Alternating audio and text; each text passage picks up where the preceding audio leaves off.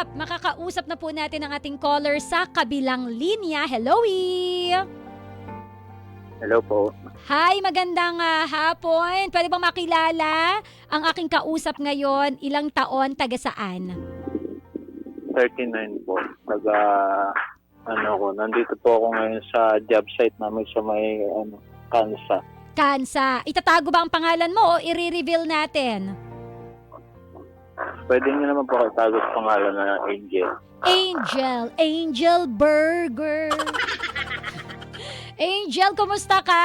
Ikaw merong pinagdadaanan. Simulan mo na yung kwento mo. Speak from your heart.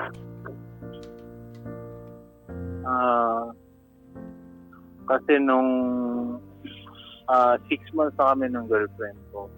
Bago natin i-girlfriend siya, paano mo muna nakilala si girlfriend? Nakilala ko po siya sa Facebook. Mhm. Tapos, nag-decide kami na every month mag-meet kami. Mhm. Tapos every month nagde-date kami ng ganyan.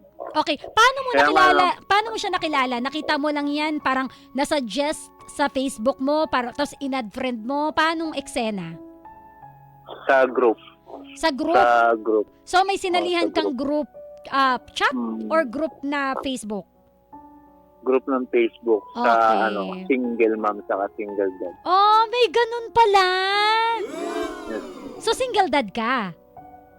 Ako. Oo, ilan ang anak mo? Isa lang Isa lang. Pero bakit kayo naghiwalay nung dati mo? na nag-abroad kasi siya eh. Tapos, ganun din, may nakilala rin sa Facebook. Iniwan kami ng anak ko. Paano mo na-discover itong account na ito ng single mom, single dad? Sinong nagsabi sa'yo na may ganito pala? Nag-appear lang siya sa Facebook page ko. Tapos, sinubukan ko lang na mag-enter. Sinubukan kong sumali. Mhm. Tapos yun, may nakilala akong babae. Siya yung nakilala ko, si Joanna Marie Castillo. Uy, may pag-name drop. Si Joanna Marie Castillo. So anyway, nagkakilala kayo through that group, Facebook group, and then nagkapalagayan na kayo ng loob. Tama? Yes, ma'am. Opo. So yung palagayan ng loob na yun, nagkaroon kayo ng agreement na magkikita kayo personally. And then, Yes, ma'am. tuloy. Tapos, itong April 5, Biyernes Santo, naging official na relationship namin as her boyfriend. Mhm. Yun, nagtuloy-tuloy hanggang itong nakaraang buwan ng buwan ng July, medyo nawawalan siya ng time na chat ako, kaya bigyan ng oras na kuwan. Okay. Lagi niya sinasabi, busy siya. Oo. Pero bago yan, bago mawala ng time, ilan yung anak niya? Dalawa po. Dalawa. Yung anong cause naman ng breakup niya? I'm sure tinanong mo yan kasi usually getting to know each other, tatanungin mo yan bakit sila naghiwalay? Bakit daw kaya sila naghiwalay?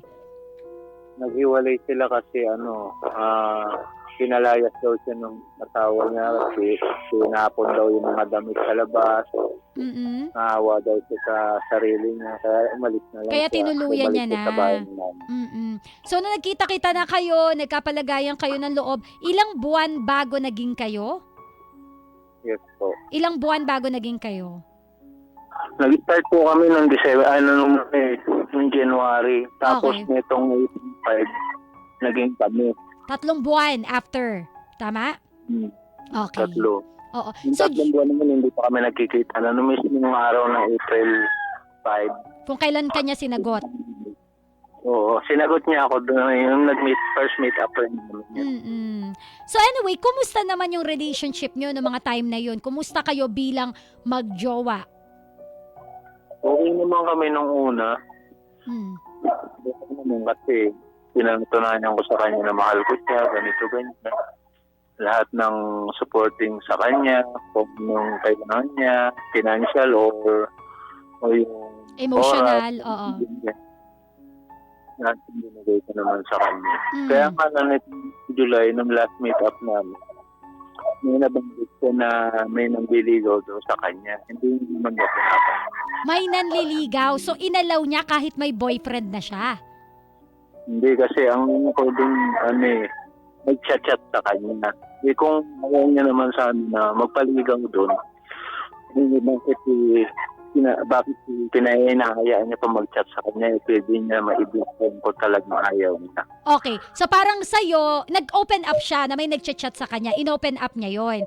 Ikaw naman ang punto mo bilang lalaki at alam mo yung galawan ng mga lalaki din. Ang point mo, bakit ka nakikipag-chat pa? May boyfriend na nga, meron na nga kayo. Tama? Yes, ma'am. So ito ba nag-cause ng pagtatalo o pag-aaway ninyo? Oo, nagkaroon po ng ng pagtatalo nitong mga sumunod na linggo. So ano yung mga salitaan ninyo? Ano yung mga batuhan ninyo ng message? Sabi ko, wala naman akong inaano sa kanya. Sabi ko lang naman sa kanya, hindi ka nakagaya ng dati. Dati, umaga pa lang, hindi pa dumigdigat yung mata ko. Meron ka lang agad message na good morning. Kamusta? Kumbaga nabawasan. Kumain ka na ba? Yung message. So, eto nagsimula yung changes niya nung inamin niya nga na may kachat na siyang iba. Oh, may nag-chat sa kanya pero hindi niya daw nire-replyan. Hindi niya daw. Oo. Hindi niya daw pero nag-iba yung actions niya simula nung may nag-chat nga sa kanya. Tama, mali? Yes, ma'am. Okay. So anyway, ngayon, again, sinasabi niya palagi na wala naman talaga. Ano sa tingin mo yung bakit hindi na siya nagre-reply? Meron ka bang nasabi na hindi siya natuwa at ano yung sinagot niya doon? May nasabi ako sa kanya sabi ko sa kanya na hindi ka na nagwagwapuhan sa akin. O kaya wala nang dating sa'yo, boring nang kausap. Kaya hindi mo nagre-replyan. Tapos, nung nag-reply siya, galit na siya kagad. Sabi niya, ang kulit-kulit ko daw. Ano? Sabi niya ano? Sabi niya, sobrang kulit ko daw. May tawag. Sabi ko natural kasi nag-update ako eh. Kung update, ibig sabihin ako yung may iba. Tapos ngayon, nag-aaway pa rin kami. Okay. So, wala ka namang sinabi sa kanya na na-offend siya. Like, siguro, kayo na nung kachat mo. Wala ka namang ganon. Wala namang sabing ganon. Oo.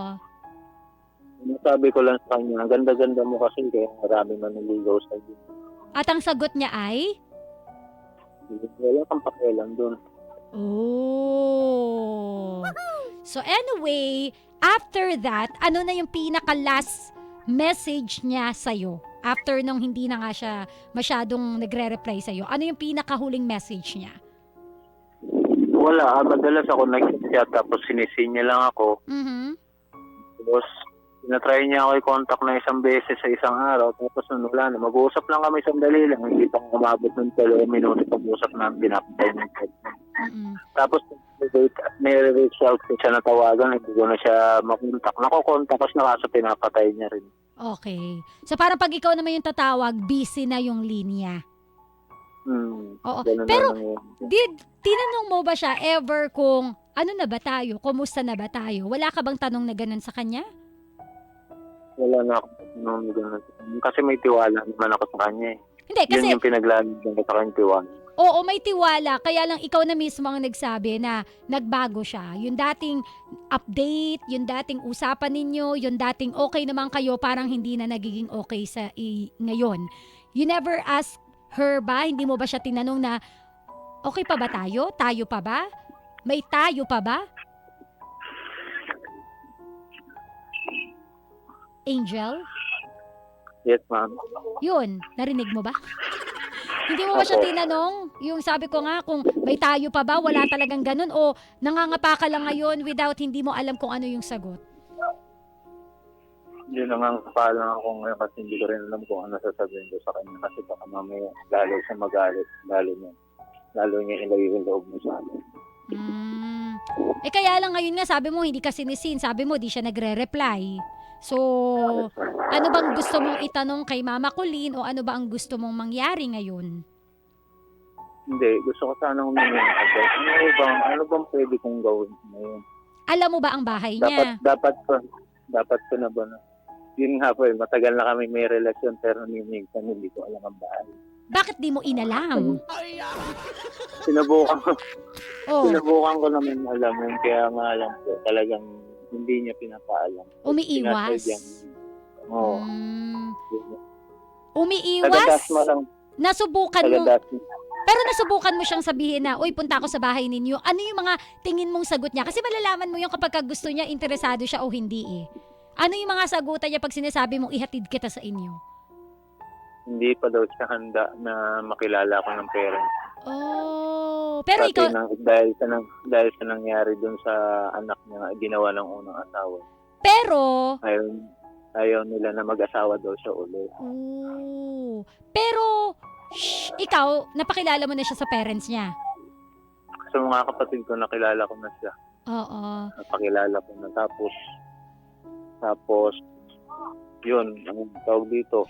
Nung una nga, kaaway pa sila ng kapatid ko eh. Tapos bandang huli, okay na. Bakit sila nag-away? Hindi, kasi ayaw rin naman ng kapatid ko uli na mag-asawa rin ng ako. So, pinaglaban ko siya. Sana all. Pinaglalaban. Oo. Pinaglaban ko siya. Pero naging okay na nga sila. But anyway, hindi kaya isa sa rason, kasi sabi mo kanina nabanggit mo na nakukulitan siya sa'yo. Hindi ba isa sa rason kung bakit nakulitan siya sa'yo is yung pagpupumilit mo na makilala ka ng parents niya o pumunta ka sa bahay nila? May ganun ba? May ganun ako na nasasabi sa kanya. May bigay mo na kasi yung address mo para ako na lang ang pupunta sa'yo. Hindi naman ako pupunta dyan ng yung sabihin na hindi naman ako multo na bigla lang ako susulpot yan. Oo. Magpapakilala ako na maayos sa magulang mo kung talagang Pero ayaw niya. Ayaw niya. Okay. Tatawagan ulit kita Hindi kita mapuputol lang ha. Sagutin mo agad ha. Okay. Mapuputol lang mga bebe ko. Ayan. So, ano kaya ang rason? Ang rason kung bakit hindi na biglang nagparamdam si ate mong girl. Una, bakit magpaparamdam? Di pa naman siya momo. Diba? Ang mga nagpaparamdam lang yung mga mumo, yung mga hindi makatulog, ganyan. Ito, tawagan ulit natin si Angel. Angel Burger. 0977-7000-915. Kung meron kayong sausaw para po sa kwento ni Angel Burger. Again, kung ano yung nararamdaman mo na sa kwento natin, feel free po na mag-text. Again, 0977-7000-915. Oy, pabida daw sa kay Juni Castillon habang naglalaro ng ML. Oras ng trabaho, sabi ni Jerry. Lagot. Hello, Angel? Yes, ma'am. Oo. Sabi dito, may nakikisaw-saw na dito, no? Sabi, sus, Diyos ko, kuya, wag mo sayangin ang buhay mo sa dami ng babae sa mundo. Ako nga ganyan din kung saan siya masaya. Bayaan mo na, hanap ka din ng iba. Buhay ka pa naman eh. Ay, kain mo na lang yan ng lechon kawali. Busog ka pa, sabi ni Estong ng Lepanto. Sana all may pang lechon kawali. So anyway, ako, feeling mo ba, isa to sa rason kung bakit hindi na nagpaparamdam si ate girl dahil sa pangungulit mo na pumunta sa kanila, ayaw pa nga niya at hindi pa siya handa? Ewan ko lang, hindi rin ako sure kung isa ring reason yun. Ano yung mas... Marami kasing pwedeng dahilan. Pwedeng maging dahilan. Okay. Pero ikaw naman mas kilala mo siya eh, di ba? It is not us to judge your partner. Pero ano yung ramdam mo para sa'yo kung bakit bigla na lang siyang naglalahong parang bula? Iniisip ko na lang, baka busy sa trabaho, gano'n. Ano bang trabaho niya? Kasi, nandito yung paninindigan ko sa kanya na mahal ko siya. Hindi nawawala. So, kumbaga yun ang pinanghahawakan ko.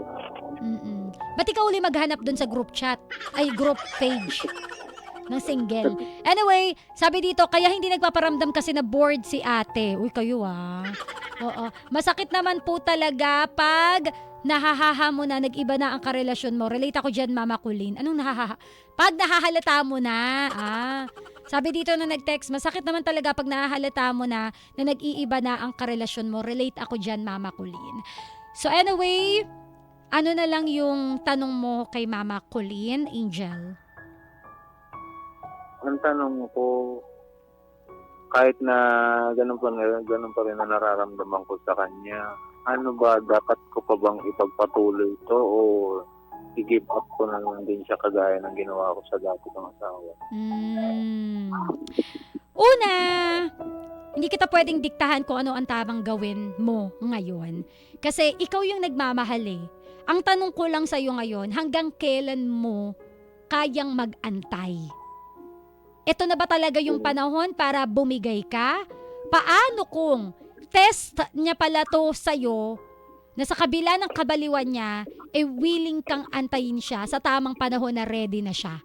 Paano kung ang hinahanap niya is yung taong maninindigan at iintindihin yung sinasabi niya na pasensya ka na hindi pa talaga ako handa? Paano kung yun yung hinahanap niya pero dahil sinusukuan mo na siya, baka sabihin niya, baka hindi ikaw yung lalaki para sa akin. Paano kung ganun? Diba? Ngayon, siguro para matulungan ka, para masagot yung katanungan na yun, ask yourself, tanungin mo ang sarili mo, hanggang kailan mo kayang mag-antay, kayang magtiyaga, kayang manindigan, at kayang patunayan na kahit sinizin zone ka na lang niya, nandyan ka pa rin para sa kanya. So yun. Diba? Ikaw pa rin yan. Ikaw pa rin yan. Willing ka bang mag-antay? Kasi hindi natin hawak yung utak ni girl. Again, baka nga, wag nating alisin yung fact na baka lang, hinaantay niya yung lalaki na iintindi at uunawa sa kanya. Yung lalaki na magtsatsaga sa kanya. Baka pag nakita niya yun sa'yo, baka umokay. Hanggat wala pa siyang sinasabi na break na tayo.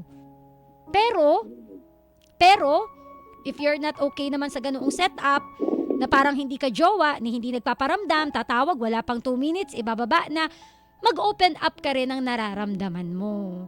Wala namang masama na magsalita Sabihin mo, B, ano tawagan ninyo? Ha? B. Si B1, si B2. B, hindi na, siguro kasi, eto ba aminin mo? Iniisip mo ba na kaya hindi nagpaparamdam si ate girl kasi baka mamaya nag-entertain na siya ng iba? Pwede rin kasing maging ganun. Ako na lang. Pero sa isang banda, nandun pa rin syempre yung paninindigan ko kasi yung tiwala na binigay ko sa kanya. Nandun pa rin. Oo. Hindi nawawala. Pero siguro again, ako din, umalalay ka rin sa sarili mo. Kumbaga, alalayan mo rin. Huwag ka rin masyadong mag-expect. Kasi, dyan tayo nasasaktan eh. 'Di ba? Nag-e-expect tayo. Pagka pumalya, pag sumemplang, ang sakit. O, 'di ba? So, ngayon pa lang na medyo may problema, medyo alalay ka lang sa sarili mo. Para pag nadapa ka, hindi ganun kasakit. So, anyway, Angel, ako na lang, para na rin magkaroon ka ng peace of mind. Kung kayong mag-open up sa kanya ng nararamdaman mo ngayon at feeling mo nagiging unfair na yung eksena ngayon, mag-open up ka. Sabihin mo lang na hindi naman sa makulit ako. Again, gusto ko lang malaman, kumusta na ba tayo at kumusta na ako sa puso mo? Kasi again, siya lang din na makakasagot kung kumusta na kayo. Ang akin, maging handa ka lang sa isasagot niya. Anyway, dahil malabo ang lahat para sa inyo, siguro bibigyan kita ng pagkakataon. Nakausapin siya on air, baka nakikinig siya o may kaibigan niyang nakikinig o may mga marites sa kapitbahay niya na nakikinig, makarating sa kanya. Go, Angel, speak from your heart, kausapin mo siya. Joanna,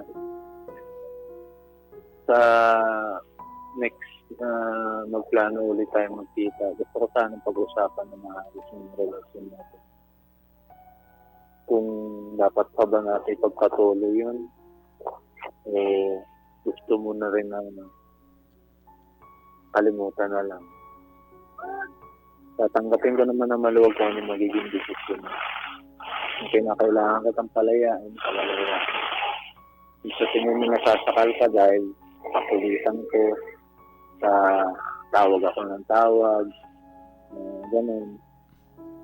Pero kahit na naging makulit ako, isa lang ibig sabihin, hindi ka nawawala sa isip at hindi nagbabago nararamdaman ko. Ngayon, pag magkita tayo ulit, gusto ko narinig mismo sa'yo kung ano na ba talaga ang nangyayari sa relasyon natin. Yan lang po. Angel, good luck! At sana nga makapag-usap na kayo at balitaan mo ko kung ano yung magiging outcome ng pag-uusap ninyo, ha? Ako, I wish you good luck and ipag-pray mo lang din. Ipanalangin mo na sana maging okay kung ano man yung pwede nyo mapag-usapan sa mga susunod na araw. Mama Colleen, maraming salamat po, more power sa Win Radio. Win Radio. Alright. Maraming salamat, Angel, at ingat ka. And I will pray for your relationship. Thank you po. Alright. Maraming salamat. Maraming salamat po. Ayan. Maraming salamat. Once again, yan po si Angel at yan po ang kanyang kwento dito sa Heart to Heart with Mama Colleen. Again, ang pinakamahirap talaga dito yung nangangapa ka sa dilim. Hindi mo alam kung kumusta na ba kayo. Hindi mo alam kung meron pa bang kayo. Yun yung pinakamahirap na sitwasyon. Na parang ikaw, alam mo meron pa kayo pero yung minamahal mo wala na pala. Ang sakit lang. Sana masagot lahat ng tanong ni Angel. Sana lahat magkaroon ng liwanag yung dilim na pinagdadaanan niya. At sana naman kung nakikinig ka ngayon, kausapin mo na si Angel. Kung ayaw mo na, sabihin mo lang. Kasi mahirap kapag umaasa ka pero wala na palang dapat asahan. Ka-winner, once again, that is the story of Angel dito sa Heart to Heart with Mama Colleen. At ito ang special song request ni Angel para sa kanyang kwento. Uhaw by Dilaw dito sa Heart to Heart with Mama Colleen. Na